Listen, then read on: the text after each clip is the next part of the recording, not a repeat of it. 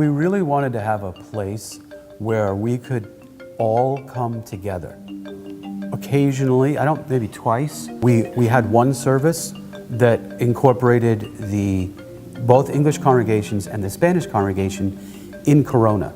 But we just really couldn't fit. I mean, it was obvious that we couldn't do that. So then we would have these all church events. We would have them here. Peter and Peter Glass will wake up very early to come here around 7, 6 in the morning. Sometimes the night before has been rented for a party. You will find chicken bones and beer in and then we need to clean all that up. They used to rent this place to wrestling matches, and we will find broken chairs and broken tables. Was glass all over the place, so we needed to clean up all that. And that's some of the memories of that time when we used to rent from the Elks Lodge.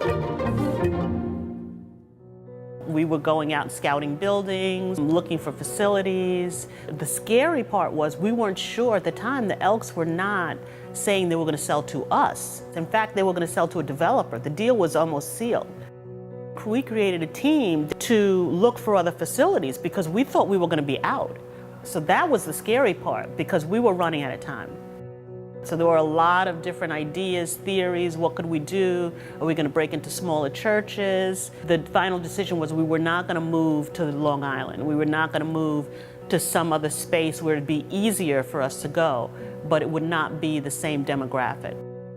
I'll never forget the day of the closing, we went to the bank to get the check, so here we are walking into this bank and they didn't want to give us the check. It took forever. We're standing there, we're the signers, we're waiting. So that was the first hurdle, just getting the check and leaving the building.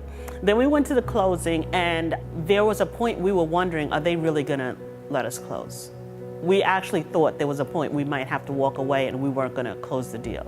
I think it was 2 hours, at least 2 hours. When we signed and finally had everything together, we made it back here. There was a big group downstairs. There was a little celebration. It was amazing. It really was. It was God. God actually, he moved.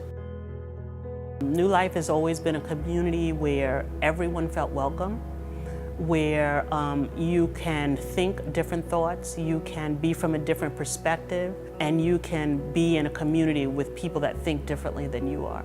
My major hope and wish is that Jesus Christ will always be Lord in this place.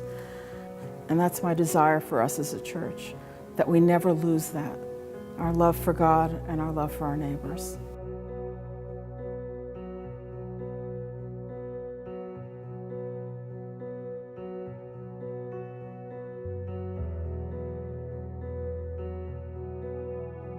There's such a genuineness with people at New Life. It was exciting for people to discover aspects of themselves and how those things impacted their relationships with one another and as a pastoral team. So it was fun for me, and I love doing workshops because they're fun when people are open. We used to go for the staff retreats. It was, we pray and spend time with God, but it's a go, plan, calendar and all those kind of things. But now the staff retreats is out of who you are and in your relationship with God, that ministry flows out of that. There's room for God to take you into a process to dig into areas of your life that you haven't exposed yourself to before. So it was revolutionary. It really was, and it changed my life. It all kind of came together to me, the gap, that something was desperately missing in my whole formation, my understanding of spirituality, and that was that emotional health and spiritual maturity are inseparable, that it's not possible to be spiritually mature while remaining emotionally immature.